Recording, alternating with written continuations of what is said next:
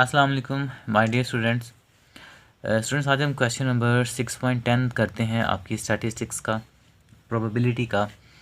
इसमें कह रहा है कि show that in a single throw of with two die, single throw with two die, ludo के दाने दो हमारे पास हैं। तो कहता है जब उसको हम थ्रो करते हैं, ठीक है, तो उनको थ्रो करने के बाद आपने बताना है कि the chance of throwing more than 7 is equals to that of throwing less than 7। मतलब कि जब भी कोई से भी दो लूडो के दाने, देखिए मैं आपके लिए लेके आऊँ। अब ये दो डाइस हैं, कहते हैं जब हम इनको थ्रो करते हैं, जब इनको हम फेंकते हैं, तो आपने कहता है इनको थ्रो करने के बाद हमें बताना है कि इनके ऊपर, जैसे कि अभी मैंने थ्रो किया है ना, तो इनके ऊपर आउटकम एक के ऊपर आ रहा है 3, एक ऊपर आ रहा है 2, ठीक है। इन तीन, ये एक आउटकम है, एक दफ़ा थ्रो किया तो ये एक आउटकम आ गया। अब कहना ये चाह रहा है कि ये अब इसको हम सम करें तो 2 और 3 ये बनते हैं 5, 2 + 3 = 5। तो वो हमसे पूछ रहा है कि आप हमें बताएं कि इन आउटकम्स में से आपने बताना है the chance of throwing more than 7 is equals to throwing less than 7।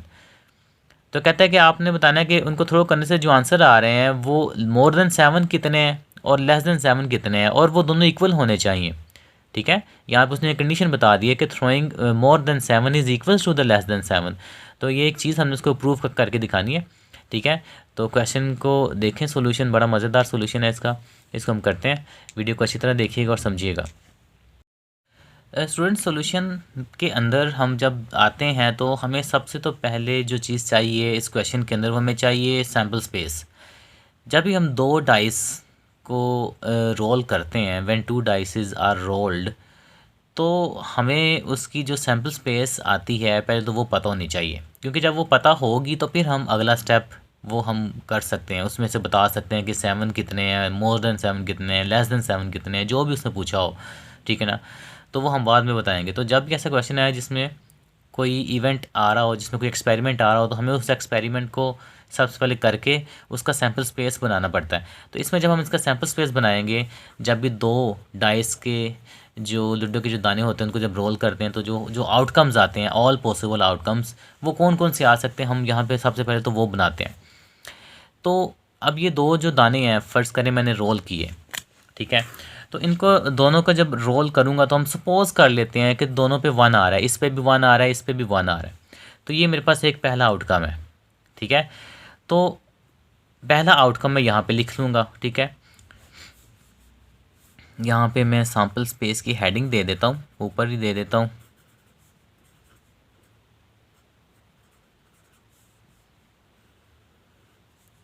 जो मेरे पास बनेगी वो मैं यहाँ पे बारी बारी बना रहा हूँ, ठीक है। फर्स्ट आउटकम्स है जी, दोनों पे 1 आ रहा है।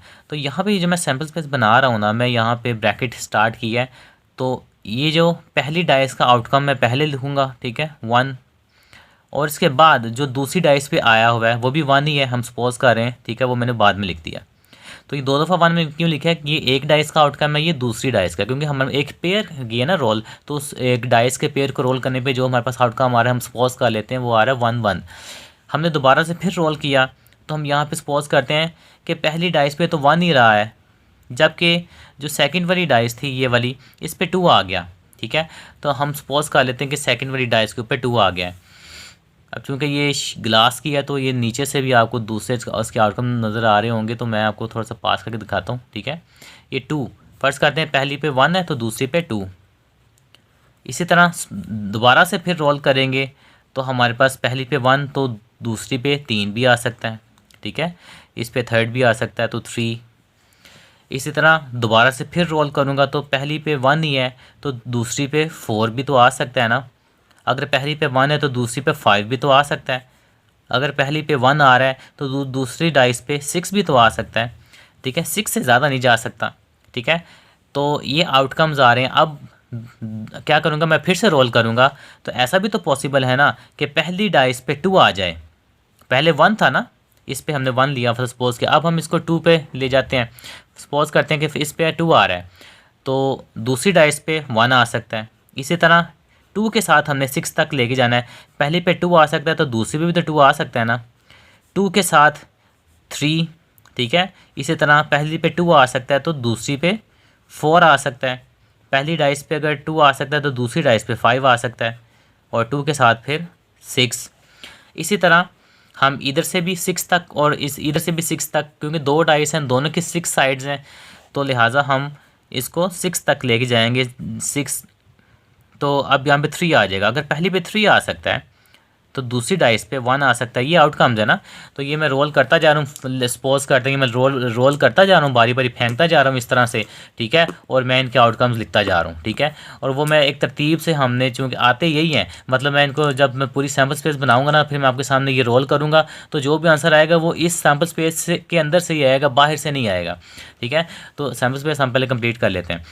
तो अगर पहली पे 3 आ सकता है तो दूसरी पे जो आंसर है वो 2 भी तो आ सकता है। इस तरह 3 को हमने 6 तक लेके जाना है।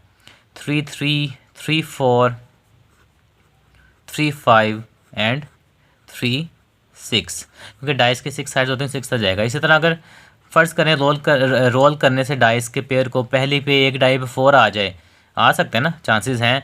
तो दूसरी पे 1 भी आ सकता है। इसी तरह 4 के साथ 2 भी आ सकता है, 4 के साथ 3 भी आ सकता है, 4 4 4 5 एंड 4 6, ठीक है। इसी तरह 5 के साथ करेंगे हम, 5 2, पहली पे 5 आ सकता है तो दूसरी पे 3। इसी तरह 5 के साथ 4, 5 के साथ 5 और 5 के साथ 6, ठीक है। ये भी 2 डाइस के आउटकम्स आ रहे हैं। मज़ीद पहली डाइस पे 6 आ सकता है तो दूसरी पे 1 आ सकता है। इसी तरह इस 6 को हम लेके चलेंगे, अब 6 तक, सॉरी यहाँ पे 2 आ रहा है। पहली पे 6 आ सकता है तो दूसरी पे 3 आ सकता है। इसी तरह 6 को 4 के साथ, फिर 6 को 5 के साथ, और फिर 6 को 6 के साथ। इससे ज़्यादा आउटकम कोई नहीं आ सकता। ये टोटल सैम्पल स्पेस है। जब भी 2 डाइस को रोल करते हैं तो इनको रोल करने से जो भी आंसर आएगा वो इस सैम्पल स्पेस के अंदर से ही आएगा, इससे बाहर से कभी भी नहीं आएगा, ठीक है। अगर वो 6 फेस्ड क्यूबिकल डाइसेस हैं, जैसे कि ये हमारे सामने 6 फेस्ड क्यूबिकल डाइस है, इनको जब भी रोल करेंगे तो जो पेयर आएगा आंसर्स का वो इनके अंदर से आएगा। अब देखें, मैं इसको यहाँ फेंकता हूँ तो देखते हैं क्या आता है। वही इधर आओ, कहाँ जा रही हो, हाँ ये देखें। अब मैंने इसको फेंका है ना, तो ये मेरे पास आ रहा है जनाब, आपको पास करके दिखाता हूँ। पहली पे 5 आ रहा है तो दूसरी पे 6 आ रहा है, ठीक है, आपको नज़र आ रहा होगा, ये देखें। तो अब यहाँ से देखें, पहली पे 5 है तो दूसरी पे 6 है। दोबारा से रोल करके देख लें आप, ठीक है। अब रोल किया है तो ये देखें, पहली पे 5 है तो दूसरी पे 2 आ रहा है। तो कोई भी आंसर है वो इसी में से आएगा। दोबारा से फिर रोल करके देख लें जी। पहली पे ये देखें 2 आ रहा है तो दूसरी पे 3 आ रहा है। अब ये आउटकम भी हमारे पास यहाँ पे है, ये देखें, पहली पे 2 है तो दूसरी पे 3 आ रहा है। तो ये हमारे पास total number of possible outcomes होते हैं, इसको हम सैम्पल स्पेस कहते हैं। तो जब भी हम 2 डाइसेस को रोल करेंगे तो उनको रोल करने से जो जो पॉसिबल आउटकम्स हैं वो सारे के सारे हम यहाँ पे निकाल लेंगे, बना लेंगे। अब हमने इसके बाद अगला क्वेश्चन, जो हमारे क्वेश्चन का हिस्सा है, वो हमने करना है। वो ये कहना चाह रहा है हमें कि इनमें से, इन आउटकम्स में से हमें बताएं कि वो कौन से ऐसे आउटकम्स हैं जिनको सम करें तो उनका आंसर 7 से ज़्यादा आए, ठीक है, और ऐसे कौन से आउटकम्स हैं जिनको सम करें तो उनका आंसर 7 से कम आए, ठीक है। क्वेश्चन के 2 पार्ट्स हैं ना, और वो दोनों जो आउटकम्स हैं उनकी तादाद इक्वल होनी चाहिए, ये उसका एक्चुअली क्वेश्चन है हमसे। तो अब हम जो है इसके अंदर वो सारे आउटकम्स गिनते हैं जिनको हम सम करें तो उनका आंसर जो है वो लेस देन 7 आए। तो टाइम बचाने के लिए ना मैं एक शॉर्ट फॉर्म मैंने पहले गिने हुए हैं, ठीक है, मैं आपको जल्दी जल्दी बता देता हूँ, आपने खुद से कर लेना ट्राई।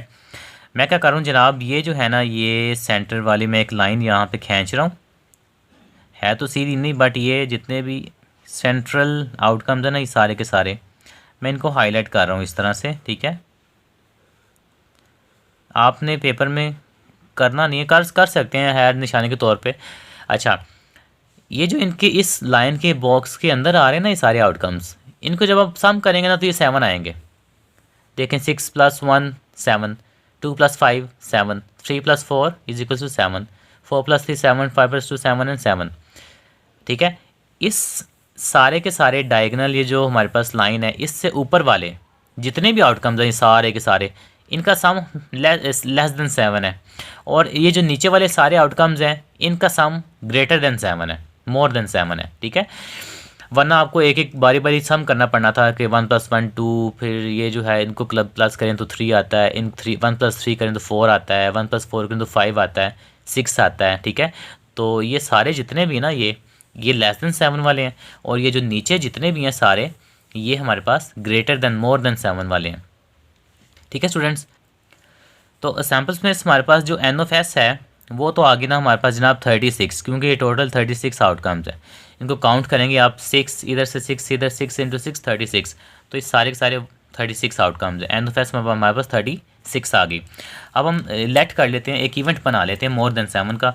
तो मैं लेट कर लेता हूँ एक इवेंट, उसको नाम दे देता हूँ ए, और इसको मैं कह देता हूँ ये सारे के ये है मोर देन 7। इसमें जो आउटकम्स है वो आ रहे हैं मोर देन 7। ठीक है, तो ए के अंदर मैं वो सारे के सारे इवेंट्स लिखूंगा। ठीक है स्टूडेंट्स, जो मोर देन 7 वाले हैं, ये देखें आपको नज़र आ रहा होगा। तो इस ए के अंदर मैं सारे के सारे इवेंट्स लिखूंगा जिनको सम करने से मोर देन 7 है। जैसे कि ये देखें, यहाँ से स्टार्ट करता हूँ, 2 + 6, इसको सम करें तो आंसर 8 आता है। 8 हमारा मोर देन 7 है, तो मैं यहाँ पे इस इवेंट को यहाँ लिख लूँगा 2 और 6 को। ठीक है, उसके बाद नीचे आ जाएँ 3 5 3 6, इनको भी उठा के यहाँ पे ले आऊँगा। ठीक है, तो वह मैं सारे इवेंट्स यहाँ पे लिख लूँगा जिनको सम करने से मेरा आंसर मोर देन 7 आ रहा है। तो ये सारे इवेंट्स वो हैं जिनको सम करने से हमारा आंसर मोर देन 7 आता है। और ये हम काउंट कर लेते हैं कितने हैं जी। ठीक है, 1 2 3 4 5 6 7 8 9 10 11 12 13 14 एंड 15। तो हमारे पास जो एन ऑफ ए है हमारा, वो हमारे पास आ रहा है 15। मतलब 15 ऐसे हमारे पास आउटकम्स हैं जिनको हम सम करें तो हमारा आंसर 7 से ज़्यादा आता है। ठीक है, तो 15 इस पूरी सैम्पल स्पेस में से 15 ये वाले आउटकम्स ऐसे हैं जिनको सम करने से आंसर क्या आ रहा है जी, मोर देन 7। अब हम इसी तरह से एक इवेंट सपोज करते हैं और उसके अंदर वो उसको बनाते हैं लेस देन 7, और उसके अंदर वो सारे आउटकम्स लिखते हैं जिनको सम करने से आंसर लेस देन 7 आए। ठीक है, वो सारे के सारे ऊपर वाले आउटकम्स होंगे, मैं जल्दी से लिख देता हूँ, वीडियो को पॉज। ये सारे के सारे वो आउटकम्स हैं जिनको हम अगर सम करें, अगर इनको प्लस करें तो इनका आंसर लेस देन 7 आता है। जैसे कि 1 + 1 करें तो 2 आता है, जो कि 7 से लेस है, कम है।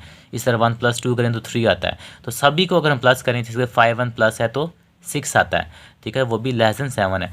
तो ये सारे के सारे आउटकम्स ये भी अगर हम इनको प्लस करें तो ये टोटल बनते हैं हमारे पास 15 आउटकम्स बनते हैं। तो मैं नंबर ऑफ बी जो इवेंट है जो कि लेस देन 7 है वो हमारे पास है 15।